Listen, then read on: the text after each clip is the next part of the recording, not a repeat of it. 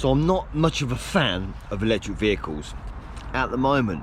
And yes, I can say that, I've never had one. I can say, yeah, I don't like electric this, I don't like electric that, because I've never actually had or owned an electric vehicle. Well, this is where I'm going to put my money where my mouth is.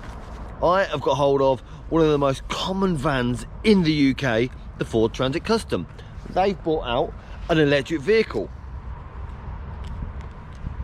This vehicle I'm going to run through to see how good it is, and can tradesmen use it for their day-to-day job? Is it going to be any good? Is electric the future? Is this what we're going to use from now on? So I'm going to try and find out. And my initial thoughts to this van, I'll give you that, it is a bit of a beauty. Look at that. I even like the little Night Rider light on the front. It looks fantastic. It's got lovely wheels. This is the Ford Transit Custom Limited Edition. It's got lovely wheels, and yeah, it's quite big in the back. The E-Transit Custom, there we go. Electric door handle as well, and the space in the back. They've even got a few more lights on here for electric. They've gone over the top. There's a little button there. Unlock that as well. This is ply lined as well, which I was told is an extra £150, which is nothing if you want to get this ply lined. They come with this, which is fantastic. And then all the jack and that's in the back, because under the front seat, that is where your electric charge cable is. Let's have a look.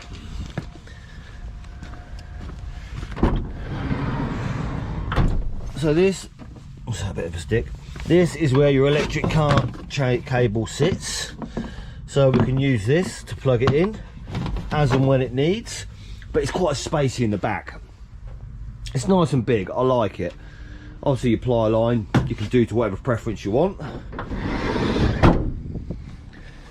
And it just feels sturdy as well. I'm not 100% on these doors, because Ford have always had a problem with their hinges. So yeah, they look a bit flimsy, but they do open fully, which my Volkswagen Transporter doesn't.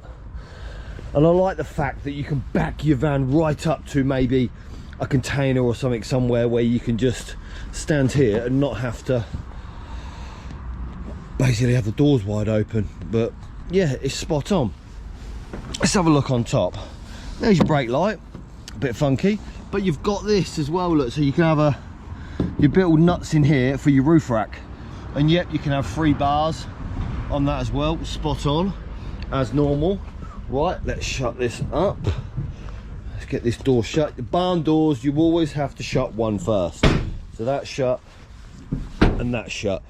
But look, yeah, the lights, it looks nice at the back as well, doesn't it? It looks smart. Basically, it's a nice design. I like this van, it looks good. So what you've got is a keyless entry as well. You need your key on you to start, but obviously you can do it with the app and that as well. So let's get in her. And then what we've got inside, a bleeding huge computer screen. This one's an auto, and with this van you've got your controls, your gear stick basically, on the right hand side. This is going to take a little bit of getting used to, I think, for me, to get used to maybe not indicating that way. There is a safety feature, so you can't stick yourself in reverse when you're going down an A road, which is good. So let's turn her on. And we've got it all coming on, them little lights on the side. I'll explain about them little lights, because they can either be quite annoying or they might be pretty good. So what we've got on here is basically your map loading, but this map, I'm not sure if it works without the phone being connected, but let's have a look at some of the features.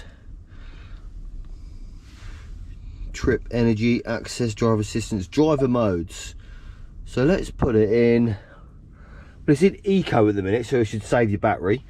But look, when this gets in as well, it tells you that there's only one person sitting in that seat, and that guy should have a seatbelt on. That's good. So you can do it in different modes when you're towing, or in slippery, sports mode, normal. So I'm going to stick this back into normal. I've had it in eco. So normally that's a normal driving mode, you're driving around. So this has got all the different functions on there, but I was told at the garage, if the screens go black and they don't work, which I don't know why they tell me that, they're more than likely told me that because it's happened before, you can still control your heating from here. So they've just added that extra feature as well, because I'm assuming the screen goes black every now and again. But yes, I like this. You can put it in drive. Oh, your tailgate's open.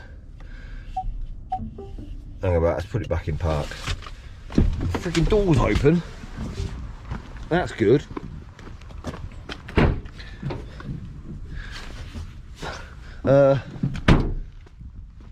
It's not open. I don't know what that's all about. Let's find out. Same driver's door open. Now we're not. Right, so if I put this in to drive, park brake, use switch to release it. So that's your handbrake is just there. Park brake off, and we're ready to go. But I don't want it to go just yet, so we'll put the park brake on. But, oh, that's the handbrake on, and then put it in park. And that's it. This is basically, I'm assuming it's the heat of the battery. And this one, I'm not 100% sure either. Even Ford didn't know that. But we're going to find out. But this will tell you when it's ready to go. So it's got all the dash on there. I like the dash. The dash is pretty impressive. And the space inside as well. I like the space. I like this. It's got the old Customs had this as well on the seat. Let's turn these lights on. The old Customs had that on the seat where you can put your bits and bobs in there. You've got, look at that. That fits an A4 sheet in there. Spot on. Nice little folder place. Your glove box. You can put all your bits in there. You've even got a drinks holder, plenty of drinks holders. Yes, as tradesmen, like a coffee in the morning. So we've got 1, 2, 3 drinks holders. Spot on. Put that for now. Stick your phone in there while it's on charge. And of course, we have a cigarette lighter. Oh, why? And then all this as well. I wonder if this works. Oh, yep, you can fold your mirrors in from here as well. I like that idea, because when you park up, people used to knock my mirror off all the time. So you can park up, you can fold your mirrors in. Or you can use it to get through tight gaps. Let's just turn it off for now. Oh, it gives you a summary of the time will charge when plugged in. Fantastic, that means it's in good health and it will charge when it's plugged in. This is also something that interested me. I wanted to know whether it had a 12-volt battery, so you can add your own lights and add your own inverters and things.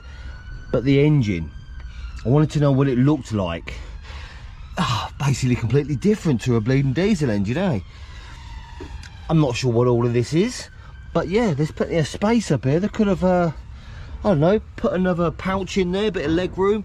Could have made use of that room, but it's got it in there. Obviously it's got water to cool it down still, so it still gets hot. But yeah, and you've got your brake fluid, so basically the most of it is still in there. Let's get all these leads off. And the battery is in the floor pan, I'm assuming.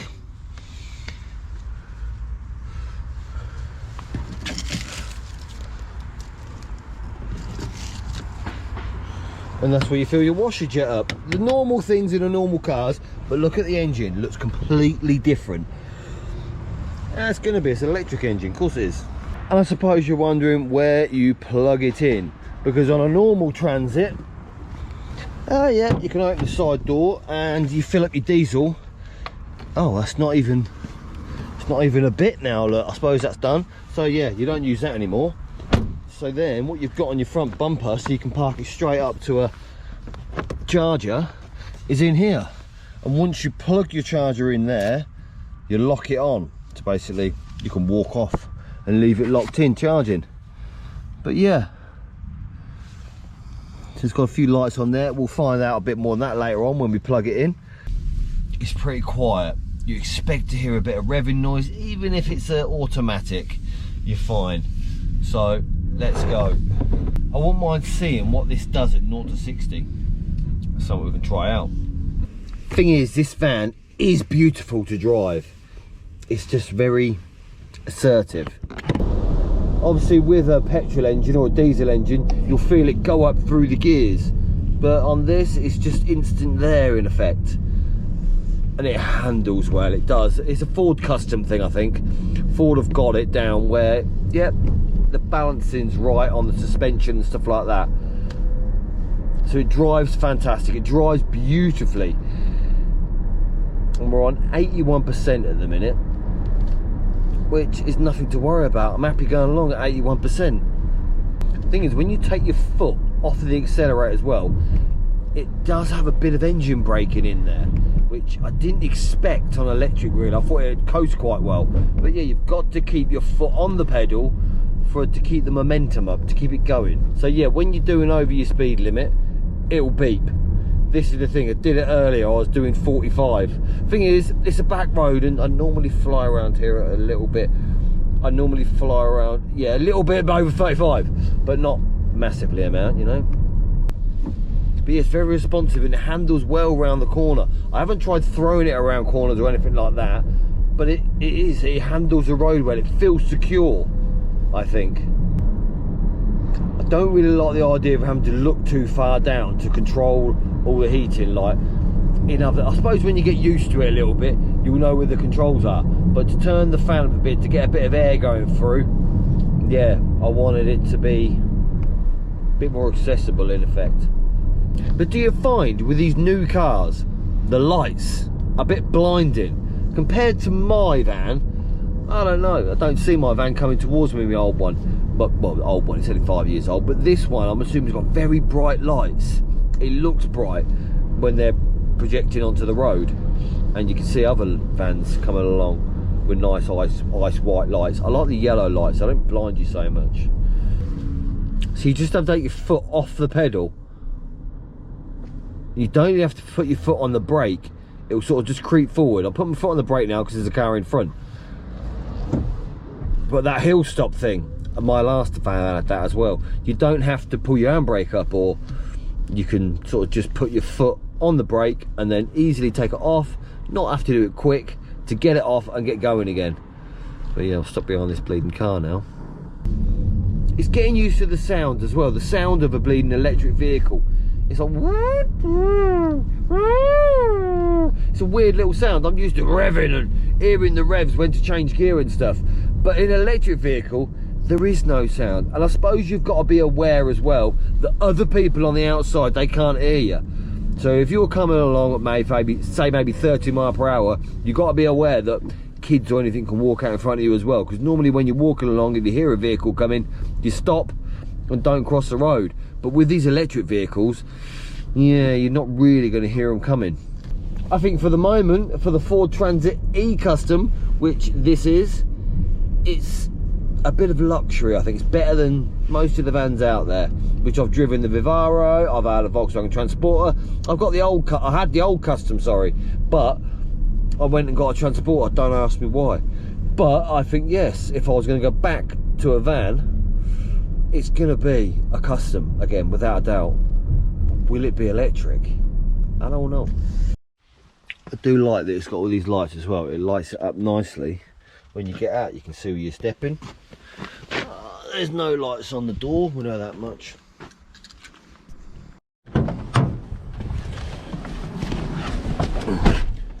So here we are, first day on the E-Transit.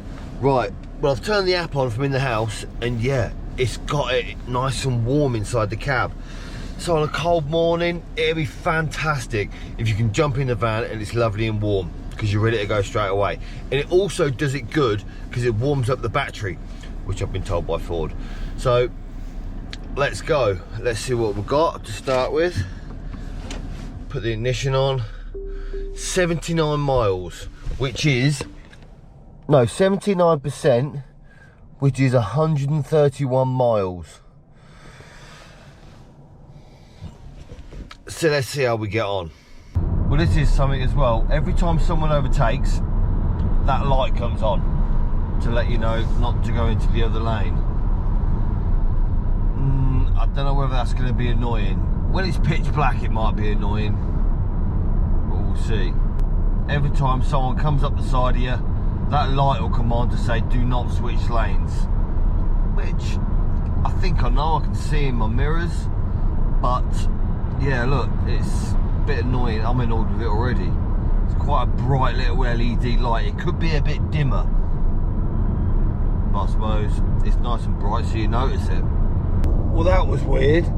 I was going along, that lorry pulled out on me, and I didn't even have to touch the brakes. It did it itself. It knocked me back down. Oh my god, it tells me as well if I'm going driver fatigue, rest suggested. Well, that's because I veered off into the hard shoulder. But let's put this cruise control back up. So basically, yeah, it tells you what to do. Right, yep, so I veered off onto that hard shoulder, and it noticed that, and it pulls you in on the steering as well. I can feel it pulling me back a little bit. Yeah, if you try to pull in without indicating, oh my god, it stops you. Well, now it's saying that, look, I'm tired, so pull in. But yeah, so that's adaptive sort of steering, I suppose. But that pulls you back in, so if you are half tired, cruising into the wrong lane, it will pull you back, which is not a bad thing. It's something to get used to though. So if I try and overtake, let's get rid of that. But let's try and overtake without indicating.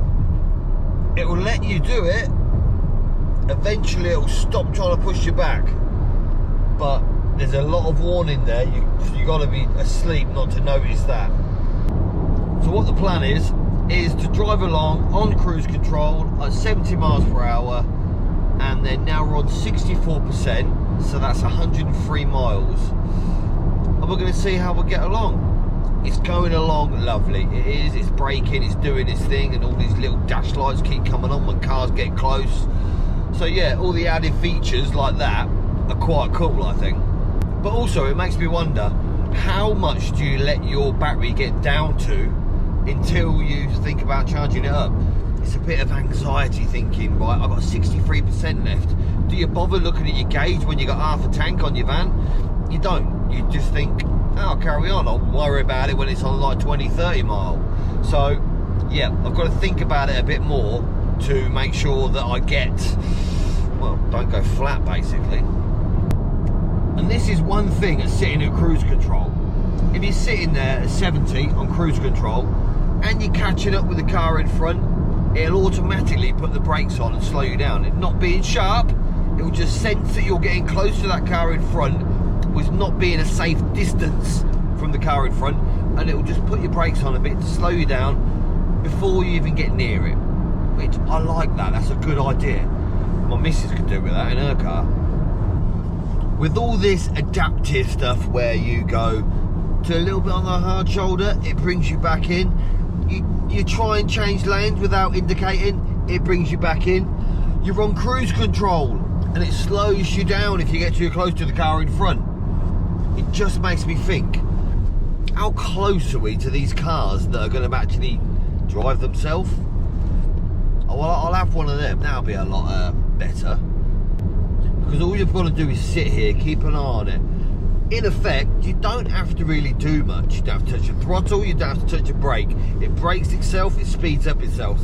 Once it's set up, that's all going to become automatic. That's not too far in the future, I don't think. So stay tuned, because when they come out, yeah, I'll test drive one of them. Or test sit maybe, not even drive it, won't have to. Right, it's a nice crisp sound. So yeah, I'm assuming I'll have a look, see what speakers I've got in here. But yeah, the sound system setup is pretty good because it sets up completely through Apple Play on Android and Apple through Bluetooth as well. You don't have to plug it into anything. Right, we've got down to 26% at 37 miles. I'm going to work out whether that's true, like the mileage that it said to start with. But now the sat-nav is directing me to a charging station. And it's added an hour to my arrival time. So yeah, the sat-nav's good. It will tell you, yeah, you need to stop an hour to charge up.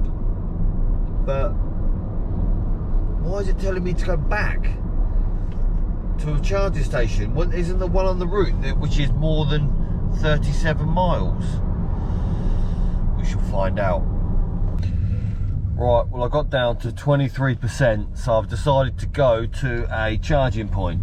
I've gone onto the app and found where I can go, and this is directing me to a 50 kilowatt charging point, which I don't know how long this is going to take, but we'll find out when we get there on the app. So there we go. Well, I think I was right in thinking about charging at 20%, because now it's come up with a warning saying that I'm pretty low. So yeah, I was right in trying to find somewhere to charge the van up, because at 20% it will tell you, yeah, you might want to consider charging this van up because your range is running low. Which, when I started out, I'm 80 miles away from home, and it said 115, I think, something like that on there, saying I had range. So 80, 90, so close, yeah, 30 miles. It's still within the range. That's not too bad. Right, well, we found a Lidl. So we've got a scan to go in, but I think we can plug this in to the van, which will plug this in like so in here. There we go, that's in. And then this is the C, and I've got a C on here, and we'll plug it in here. Let's have a look. But then it's up to 7 kilowatt, right, it will give me a boost. So let's see.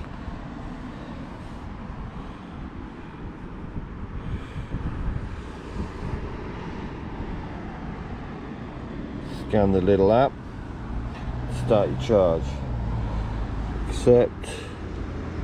Oh my god, you got to pay on this as well. Click here to pay. Right, let's sort this out.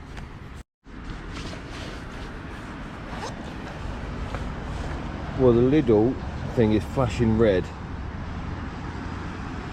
and on the app it's saying charging in progress. But on this, it's saying charge paused. Right, so I've got to work this out. So this charger, I couldn't work out. But then, I'm onto this one, rapid charging, and it seems to be doing. The thing is, that one's took 65 quid off me already. This one's took 40 quid off me. So, and it says it's charging on another app that I had to download. Well, what does it say on the Ford app?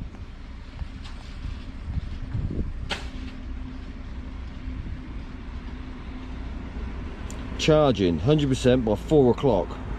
You're fucking joking me. Right, so we've got charging on this Lidl rapid charge. It says I'm going to be here till 4:15, which is 10 to 11 in the morning now. So I'm not going to do a full charge, because I ain't got time to sit around for this. Like, I don't know who would. It's a bit weird, I suppose. Yes, if you charge at home, but you can only go 100 odd, well, 130 miles from home until you've got to spend the night, in effect. So not fantastically impressed at the moment. And then what it's saying on the app, let me show you. So it's saying 18%. And it was on 14, so it's going up at 39 kilometers. Don't know why it's in kilometers. I'll see if I can change that. But then also on the Lidl app, which I had to sign up to, which it took me another 40 quid. And that's what? So about 2 miles cost me £1.64. And 2.65 kilowatts, and that's been on for 21 minutes. So yeah, this is a bit of a time where I think electric might not be for me, because I like the convenience. How quick would I have been in here, filled up with diesel, and back on the road to my destination where I was going? It would have been a lot more simpler. But yeah, I thought I'd give electric a go, and to be honest with you, this is enough for me to not buy an electric vehicle. I do not like inconvenience. I'm very impatient and sitting around waiting. It's convenient, yes, because there is a Lidl there and I can get a bit of a drink or a sandwich. But who wants to sit outside in the car park and eat a sandwich? You want to go for lunch somewhere. If you're going to meet friends, if you're going to a job, you've got things to do. Unless you live in your van, I don't know. This is not a good idea for me.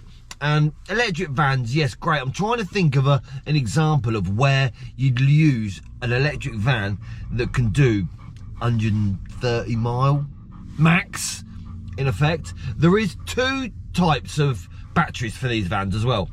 There's a bigger battery, but they have to be ordered because they're on only the MT models. I think the Sporter models, they've got the better batteries on. They come as standard with the bigger battery. These normal models, which are the most common, which there is 125 available to purchase now, which I've been told by Ford.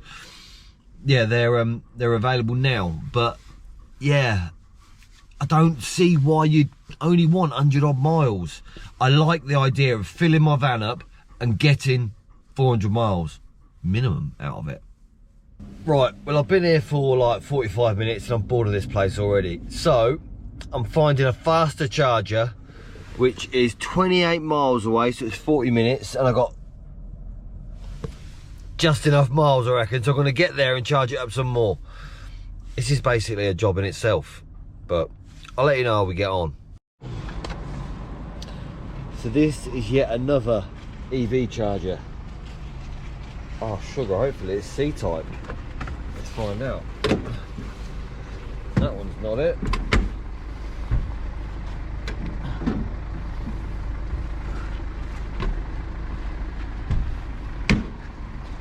Yeah, I ain't gonna fit this one. Box. It was the right one. That little bit at the bottom also come out. Oh, that's cut shit, isn't it? All that mudguard thing. Well, that bit come out and it sticks it in there. So this should be some sort of fast charger. So it's at 8%. It's been on for like 30 seconds. And it said this should be done at 141. So I'm going to let this fully charge. Might as well. Right, so that's it stuck on a fast charger for a bit, and it should be done to 80%. In a little while, which should get me to my destination, which they say you can charge it up while you're at a customer's house. Well, the customer ain't got an electric charger. Well, this one has got it at 84%. It's a 49.5 kilowatt hour charger. It says 75, but it's done it in sort of record time. I think it's got 1 minute to go, and this charger has done well. I'm quite impressed with it, so I'm going to tap it off and get back on the road with 80% charge. Fantastic, we're back on the road. 84 hours, 146 miles, which they'll get me to my destination, but will it get me home? I don't know, we'll find out. But yeah, we're going along. The thing is, with this van, and it goes along, it's beautiful. The climate control's grey, and all the windows and everything is spacious, and it drives, it beeps at you all the time, but I think they're just settings you've got to turn off because it tells you when you're doing over 50 on a 50 road, which maybe you shouldn't be, but everyone else is doing 51. But yeah, so once you're going along, I like this van. It is a nice fan. It goes along, it feels nice. It's just filling it up, which is probably the biggest thing, keeping it going. If you could put diesel in it, yes, I'll be happy with that, because you can fill it up, crack on, be lovely again. But it's sitting around. I've just walked around a lake, talked to a couple of people walking dogs, was going to sit at the pub and have a burger, but I didn't in the end, because I saw I had a couple of minutes left, so I thought, screw it, let's get back in the van and get cracking, because, well, I was in relaxed mode. That's the thing. If you carry on working, if you're on site, you're cracking on, you're fine. You're going to get along the whole day. But it's when you stop. Say you stop for an hour lunch. You have a bit of a burger, might have a pint of shandy. You're in a bit of a relaxed mode and you want to stop. So yeah, don't know, can't really be bothered anymore. I feel like the day's over. What's it? Nearly 2 o'clock? Yeah, 10 to 2. So sort of might as well go home. But the thing is, if I go home, it's gonna take me twice as long to come back again. It wouldn't, because I'd change vans. But it's yeah, just a bit of a nightmare, really. Charging it. The only problem is charging it. That is the only. No, the only problem is the range. Not actually charging it. Yeah, I suppose charging it as well, because when you put it up to these chargers, some of them have got an A, B, C on there as well, which you've got to figure out which one's right for you. But the Ford charging cable has got a C on it, so I've got to look for a C plug. But then on the fast chargers, they've got this extra bit on the bottom, which obviously gives it a bit more juice to charge it up faster. They also fit this van. I didn't know that. I nearly drove away on that last one. So yeah, I don't know, it's nice to drive, I do like it, but it's just the convenience of it. If you got time on your hands where you haven't got to spend any time getting anywhere, doing anything, you're a man of leisure that didn't have to be anywhere, but then why would you need a van? That's something to think about. I was wondering, has this got a spare? No, but it is rear wheel drive. Why have they done that? I suppose for the battery, because look, that's right under there. That's the battery. And this has got a rear wheel drive. Supposed to keep the space at the front. Or is it four wheel drive? Let's have a look.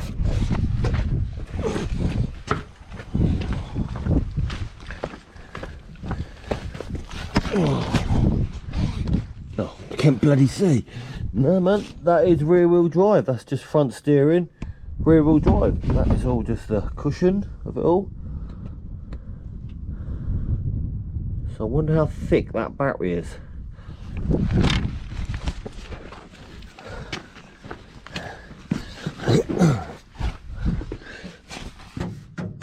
That's just the shield for it. The battery is obviously just in there. But I bet that's pretty heavy, that.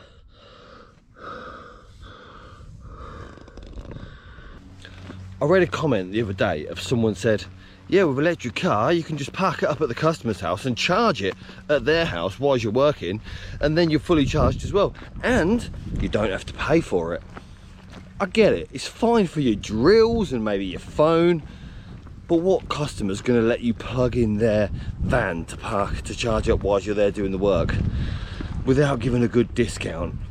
I don't think that's gonna happen. Plus, not everyone's got an electric charger. I don't even think it's going to be happening in the future, to be honest. I ain't getting one. I know what you're going to say. What if maybe you're a maintenance electrician, or you just do one specific... You just go to one specific site, maybe within a 20-mile radius of your home, and you can just go to work, do your job, and charge it up every evening. Just plug it in every evening, it's fine, it tops it up. That'll be perfect for that. But I'm just saying, what if one day you might want to do an airport run, or you might want to move a sofa for your friend? I don't know, you might want to do something different. What if someone calls you up and says, right, I'm 100 miles away, but I'll give you £1,000 if you come out today and fix it? Like a call out like that. Trust me, that happens. You can't do it because you haven't got the capabilities in your van to do that sort of thing. But another thing as well, what I don't understand is the benefits to having electric to diesel. Like, there's too many benefits to having a diesel van, like how you can just get in it and go where you want, stop off for 10 minutes and fill up with fuel and carry on to your destination. Simple and easy as that. What are the actual massive benefits of having an electric van? Yeah, when you buy a new one, they'll give you £5,000 off it. The government funded thing for you to dip into electric. But what about the inconvenience? I think for myself, the inconvenience of having an electric van, when you've got to charge it up, you've got to find someone to charge it, to have a charger at home. It's just something, I may be too old. I tried to go to a Samsung phone because, yep, I do know Samsung phones are better. But when I got a new Samsung phone, I couldn't figure it out. I couldn't work it as easy as I did an iPhone. So I went back to iPhone. So maybe it's me being too old that doesn't want to adapt to EV cars and have to change my lifestyle of what I've been like over the past 43 years. but maybe it's the youngsters. But ain't they got it tough enough with having to, I don't know, try and find a job and things? And I think it's a bit hard for the youngsters these days to get a decent job and climb up in the economy to be able to get a mortgage and things like that, let alone to throw in, yep, you also get an EV car. And that's another thing. With my old custom van, you could be able to unlock it and the windows come down.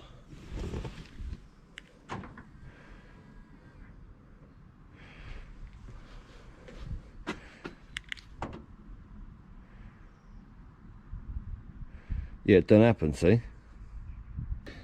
See, this is what bothers me when it's the end of the day and you want to go home and you've got 135 miles to go, but you've only got 132.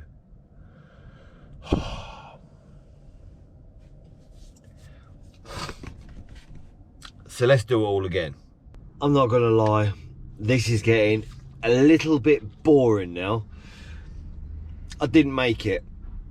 I was going to run out of charge, so I found myself one of these Trinium e-chargers. So if you have got an EV car, find yourself one of these mega fast chargers. Yeah, they're expensive, but sometimes you might as well pay more to get there sooner or to get home sooner. Because now I'm just at the point where I just want to go home, you know? End of the day, you're a bit tired, so you want to go home. That is my plan. So let's get this charged. I'm probably going to shut my eyes for a bit, to be honest, because there's nothing else to do. I've had something to eat. I could get a coffee somewhere, but I might as well sit in the van and go sleep for a bit. So, see you in a bit. The morning after. There's another thing about this van, that everything is touchscreen. Look at that, beautifully touchscreen on there. But the thing is, if you want to knock the heating up just a little bit, you've got to feel around and think, right, okay, because you can't take your eyes off the road. You need to watch where you're going. And have I set it? It's 24 now, so it's too much. So you just got to press that right position to get it down. I like a knob, basically. I like playing with a knob. There you go, I said it. Sounds a bit dodge, I know, but I like a little knob on there to turn it up, turn it down, hot or cold. That's what I like doing, and trying to feel around to get things, like when the sat-nav's on as well. How do I change that to the radio now? That's probably something you've got to get used to, but I can't obviously see on there where it says radio at a quick glance. I'll have to stop, pull over, sort the radio out on what I'm going to plug in. And then on here as well, these two bits at the side, what are they for? You just get bored and think we're going to shove something on there. They don't do anything. There's a bloody Indian Scout there, look, that's a lovely bike. 07, nice one. But yes, so what do these do? They're just sort of bits of picture. They don't seem to go up and down to fluctuate, to say whether, is that for the batteries getting hot? Is that for the other battery getting hot? They look like they're just there for nothing. I don't even know. And this video is not for to say electric cars are rubbish, electric cars are pants. I'm not trying to say anything bad about electric motors or Ford. I'm just trying to work out whether an electric vehicle is any good for me, if any good for electricians to be able to use.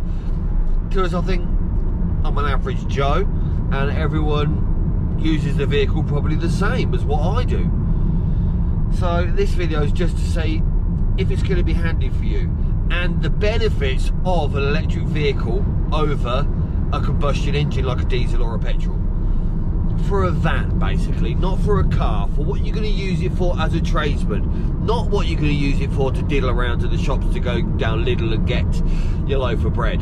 This is for tradesmen to go to the shop, not shop, go to the wholesalers, get their kit, go do a job and get home and get paid to make money, to do their job, not to sort of waste time sitting in a garage for the van to charge up.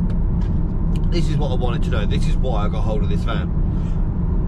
I'm struggling to understand as well how people with these vans that are tradesmen, because obviously they're selling. I don't understand. They should be fantastic, and the whole of the UK, the whole of the world, they're all going electric. We're getting pushed towards electric. The government are saying, here you go, there's £5 because you've got an electric vehicle now. So they're trying to coax you towards getting an electric vehicle. But what's the benefits for me personally? I think fantastic. It might benefit the economy or might benefit the environment. But I'm looking at it from my point of view and for me, and what can little old me do to make money? Because I'm basically spending more money and more hassle in my life for one vehicle for less the pollution. But it used to be less the pollution, less the road tax, because if you're zero emissions, you're going to get zero road tax. Yeah, you can scrap that. From April 2025, we are getting electric vans are going to have to pay £365 road tax a year. So basically it's near enough the same as a combustion engine, let's be honest. I think it's the same as every other vehicle manufacturers. Like, I've only driven a Renault electric car and Ford electric van now. And the cars and the gadgets, for a geezer, because guys like gadgets, are brilliant. You've got all these little gadgets, a nice big touch screen and heated seats and everything on the steering wheel. It feels nice, it drives nice, the suspension's good. But it's just the range. The thing is, when an electric vehicle, I think it does drive spot on. It goes along, it's responsive, it gets to a decent speed, and the brakes are fantastic, and when you brake it does recharge that battery a little bit as well. I don't think that works fantastically well, but it does it, a lot of the cars do. And it drives well. It's just the convenience of having to charge it up. If you could pull up to a petrol station and say, right, I got 74 miles, and I think the max you can have in this van is about 160 miles. If you could pull up to a station and go, right, okay, just fill it up, and it took you sort of 5 minutes, the same as it does with a diesel, then you're going to have to be doing that more often. That's an inconvenience for me. I find that filling up at a petrol station is boring because you've got to find where one is and fill it up. But this is the thing, say that they got rid of that, say they had a range that was fantastic and you could charge that battery up to 400 miles, let's say 450, the same as the Volkswagen Transporter. 450 miles you get out of one full charge. Okay, fantastic. And you could pull up to a service station and fill that car up straight away within 5 minutes. Boom, there we go, full charge. That would be A-OK, spot on. I'd get on board with that. But it's not going to be 5 minutes. You're going to be sitting there for at least an hour or two to fill that up. To fill that up to its maximum capacity. And time is money. Time is money for everybody. So I don't think it's going to work just yet. For me, I can't just pull over for a couple of hours. I get bored, and obviously I've got flipping shit to do. And then there's another thing as well. I think that I know that petrol diesel cars have got a tank full of flammable liquid, but how dangerous are these batteries underneath on the van? Like, I've heard of cars that do go up in flames and they're difficult to put out. It's a little concern, maybe a stupid concern in my head, but it's a little concern in my head that what if something goes wrong and it catches fire? It's going to take, not fussed about the kit in the back, well I would if there's my bike in the back, but if the kit in the back gets caught fire, fine, you can replace it, but I don't want to get hurt. And what if I've heard these horror stories that it locks you in the car because it ruins the electrics?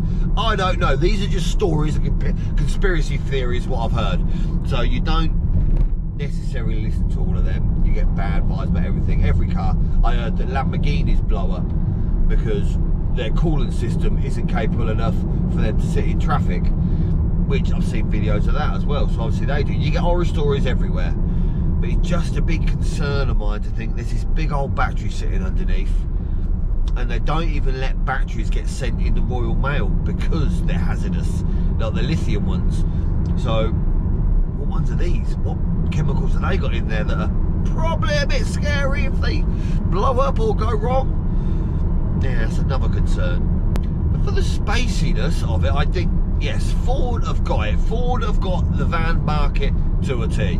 Ain't got a clue why they jumped into bed with Volkswagen, but they've got the van market to a T. I think everyone should have a Ford. I love the Ford Customs. The thing is, every van goes wrong. I think they're the best of a bad bunch. I've had Vivaros, and yeah, I would never have one of them again because that was a nightmare. But I've had the Ford Custom, which was spot on. I like that. Yes, it had problems, but not as many as the Volkswagen Transporter or the Vivaro that I had. I like Ford Transits. I've had 2 of them. So yeah, I think the Ford have got the market for tradesmen to get a Ford vehicle. They have a good idea. But now you've went and stuck a battery in it. I know you're following along, you're jumping on this. Everyone's got to do. They say that diesel vans are going to be gone in so many years, so you've got to jump on electric. Well, I hope not, because everyone's going to be like, them second-hand diesel vans are going to be like gold dust. Like, you're going to be paying a fortune. You're going to want them diesel vans because you want to be able to do your job or do your work efficiently. You don't want to have to stop for 2 hours to charge up. Or maybe, I don't know what you can do. There's nothing you can do. Once your battery's dead, you're dead. And this is the thing. You can't, if you break down with a dead battery, there's going to be no RAC or AA guy come along to swap the battery over. There's no going to be RAC or AA guy that's going to come along and go, right, I'll sit here for an hour with a generator to charge you up so you can get to your next destination. That's not going to be something. That's going back in time. That's just stupid. So yeah, it's if you break down with a vehicle, because vehicles are not made like they used to be. And that's my oldness in me sort of thing. Everyone says that they're not made like they used to be. They're bleeding not. They're not made like they used to be, and they do break down. They do become faulty. It could be a small ass fuse in this vehicle that goes wrong and it stops it performing. It stops it going along. It might have a safety feature that sticks a handbrake on. This happened with Range Rovers. So yes, they do happen, but it can't get you back on the road and going straight away because you're electric. And if it was diesel, yeah, the bloke could come along. If you run out of diesel, the AA or RAC or whatever, green flag, come along, do your diesel, fill you up and get you going again. It's a bit of a different ballpark, bit of a different scenario with electric. I think that you're probably going to be paying more for your subscription to breakdown cover because they're going to have to be specialised. The mechanics on what work, mechanics, it'll probably be electricians. Let's be honest, it's an electric vehicle, everything's electric now. Electricians are going to be specialised in fixing electric vehicles, and they're going to know common problems. Electricians are going to become mechanics in effect, I would have thought. There's going to be a specialised person that does auto electrics. That's another job for electricians that are coming along. So that's probably another good idea to train to be an electrician, to understand electrics, because this is all different voltages, like kilowatts and things like that as well. Within, it's not a domestic house. If I went to fix a problem in an electric vehicle, I'd probably struggle. It'd take me a little while, if I could do it at all. But I'm assuming that people have these bits of kits, diagnostic kits, that plug it in, that can tell you straight away. There we go, it's a fuse underneath the bonnet on the left-hand wheel. That is spot on. This is what the diagnostics kits do. This is why they cost sort of £3 or £4 grand, the decent ones. But looking around on my travels, there is quite a few electric vehicles around as well. But I would say that there is more combustion engine, diesel, petrol sort of thing. A lot more still to this day. So I don't know whether electrics are going to take over in my lifetime. This is another thing I just thought of with the ambulance going past. If electric cars are so good and fan-dabby-dozy and fantastic, why haven't the police or ambulance service with NHS, why haven't they got all electric? I understand lorry drivers because they're just constantly driving and they can't do the lorry drivers, which I think Tesla are working on something on that. But with the police cars, the electric cars are meant to be more responsive, less emissions. There's police cars that drive around all day, every day. Why aren't they electric? I don't understand. They're spending money, our money anyway, it's tax money on the cars, so give them a reburst back. But they've all got diesel cars or got petrol cars that are souped up, that go stupidly fast. But I don't understand that. Why haven't the public sector of the police got electric vehicles? Someone answer that for me.